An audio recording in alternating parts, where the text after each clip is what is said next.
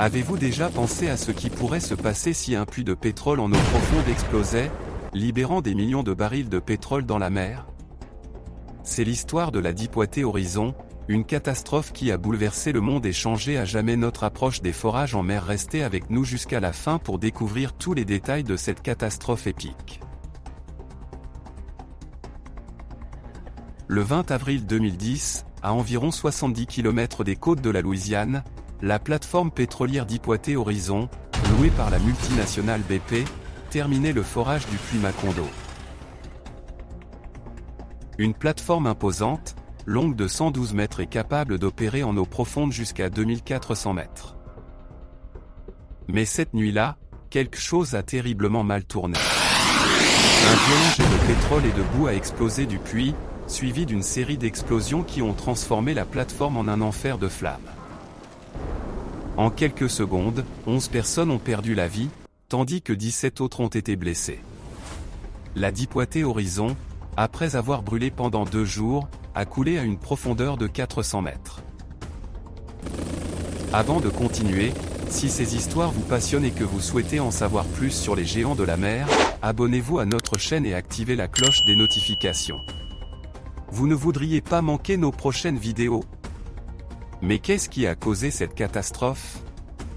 Pour le comprendre, nous devons analyser 5 erreurs fatales qui se sont enchaînées rapidement.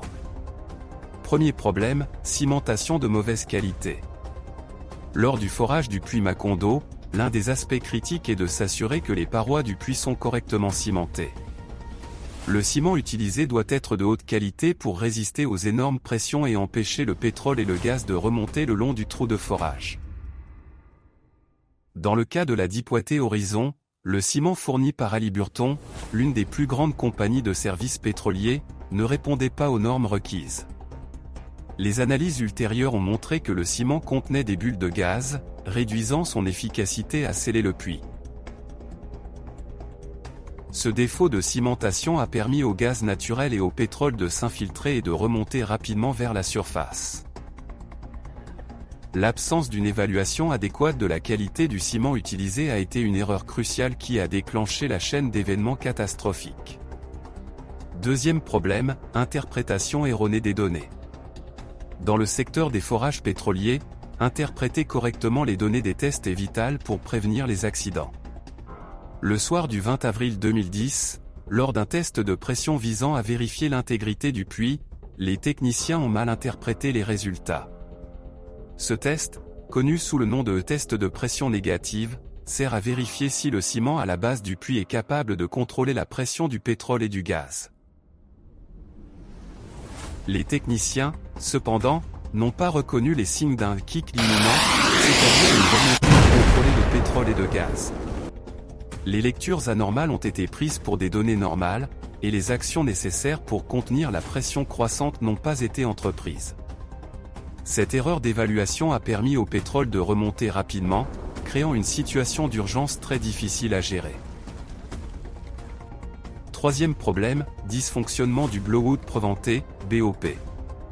Le blowout préventé, BOP, est un dispositif de sécurité essentiel conçu pour fermer automatiquement le puits en cas de perte de contrôle. Situé sur le fond marin, le BOP de la Deepwater Horizon n'a pas fonctionné comme prévu.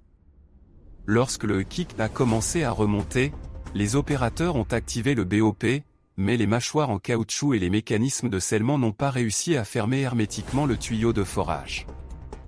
La pression du pétrole était si intense que le tuyau s'est déplacé, empêchant le BOP de fonctionner correctement. De plus, l'érosion causée par le flux à haute pression du pétrole a encore endommagé les joints en caoutchouc. Ce dysfonctionnement critique signifiait qu'il n'y avait aucun système de sécurité efficace pour arrêter la fuite de pétrole, conduisant à une catastrophe environnementale de proportions épiques.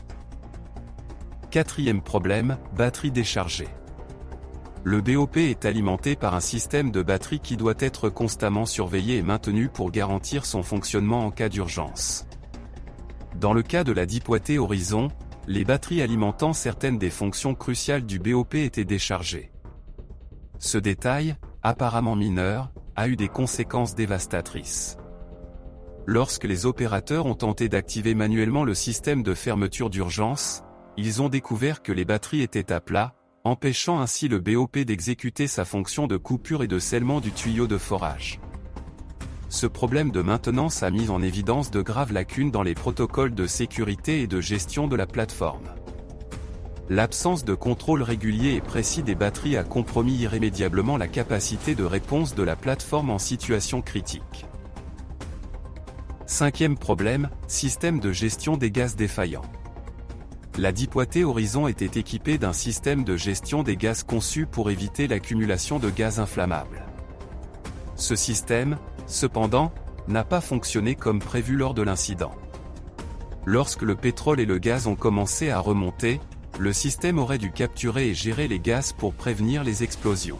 Cependant, en raison d'un dysfonctionnement, les gaz ont atteint la salle des machines, où une étincelle a déclenché la première explosion. La gestion des gaz est un élément crucial pour la sécurité de toute plateforme de forage, et l'échec de ce système spécifique a permis au gaz de se propager librement. La seconde explosion qui s'en est suivie et le chaos qui s'en est suivi ont été des conséquences directes de ce dysfonctionnement. De plus, l'incapacité du système à gérer les gaz a contribué à l'aggravation de la situation, rendant impossible le contrôle de l'incendie qui a finalement détruit la plateforme. Selon vous, lequel de ces problèmes a été le plus grave? Écrivez-le dans les commentaires ci-dessous. Votre opinion est importante pour nous. Avec la plateforme coulée, la catastrophe semblait terminée. Mais le puits, situé à plus de 1500 mètres de profondeur, continuait à libérer du pétrole dans la mer. Les ingénieurs de BP ont travaillé sans relâche pendant 87 jours, essayant de colmater la fuite avec diverses méthodes, y compris le Top Kill B et le Lower Marine Rise Package, mais sans succès. Si vous êtes fasciné par ces histoires de catastrophes maritimes et que vous apprenez de nouvelles choses, laissez un like et abonnez-vous à notre chaîne. Nous avons encore beaucoup d'histoires incroyables à partager avec vous. Enfin, le 15 juillet 2010, un bouchon hermétique de 40 tonnes a réussi à stopper la fuite de pétrole. Mais les dégâts étaient faits, plus de 800 millions de litres de pétrole s'étaient déversés dans les eaux du golfe du Mexique, contaminant plus de 2000 km de côte et causant des dommages incalculables à l'écosystème marin. BP a été contraint de payer une amende de 4,5 milliards de dollars et de dédommager les dommages environnementaux à hauteur de 18,7 milliards de dollars. Mais le coût le plus élevé a été payé par l'environnement et les communautés locales, qui souffrent encore aujourd'hui des conséquences de cette catastrophe. C'est l'histoire tragique de la Deepwater Horizon, un désastre qui nous rappelle à quel point notre écosystème est fragile et combien la sécurité est cruciale dans les opérations de forage en mer. Si vous avez trouvé cette vidéo intéressante, abonnez-vous à notre chaîne et activez la cloche des notifications pour ne pas manquer les prochains épisodes. Merci de nous avoir suivis jusqu'ici.